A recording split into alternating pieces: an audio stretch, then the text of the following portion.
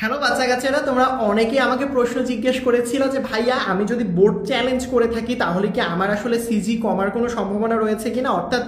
তোমার জিপিএটা কমতে পারে কিনা, অথবা তোমার পরীক্ষার যে নাম্বারটা, ধরো তুমি ম্যাথে তুমি আসলে চ্যালেঞ্জ করেছো, ম্যাথে তুমি 78 পেয়েছিলা, সেই ক্ষেত্রে কি নাম্বারটা কমে আসলে 76 হওয়ার সম্ভাবনা রয়েছে কিনা, অর্থাৎ আরও কমার সম্ভাবনা রয়েছে কিনা। এটা এক কথায় যদি আমি উত্তর দিতে চাই তাহলে বলবো যে না, চ্যালেঞ্জ করলে, বোর্ড চ্যালেঞ্জ করলে যদি তোমার ইনকেস নাম্বার বাড়ে তাহলে সেটা বাড়িয়ে দেওয়া হয়, বাট নাম্বার কমানো হয় না। কিন্তু কোন ক্ষেত্রে নাম্বারটা বাড়ানো হয়, ধরো তোমার বোর্ড চ্যালেঞ্জ যখন তুমি করবা, খাতাটা যখন টিচাররা চেক করবে, কোনো প্রশ্নে যদি প্রশ্নের উত্তরে যদি টিচাররা নাম্বার দিতে ভুলে যায়, অর্থাৎ ধরো তুমি 1-এর ঘ নাম্বারটা লিখেছ বাট ওইখানে টিচার নাম্বার দেয়নি, তো ওই জায়গাটাতে নাম্বার দেওয়া হবে। বাট কখনো এমনটা করা হয় না যে ধরো একটাতে ধরো রচনা 20 নাম্বারের রচনা, বাট তুমি 20-এর মধ্যে তোমাকে মাত্র 2 নাম্বার দিয়েছে, বাট এটা 2 থেকে 3 করা হয় না। যদি ইনকেস দেখা যায় যে তোমার কোনো একটা রচনাতে নাম্বার দেওয়া হয়নি, তখন সেই ক্ষেত্রে সেটা নাম্বার দেওয়া হয় এবং নাম্বারটা যোগ করা হয়। এবং আরেকটা ক্ষেত্রে, যেই ক্ষেত্রে তোমার নাম্বার বাড়তে পারে, সেটা হচ্ছে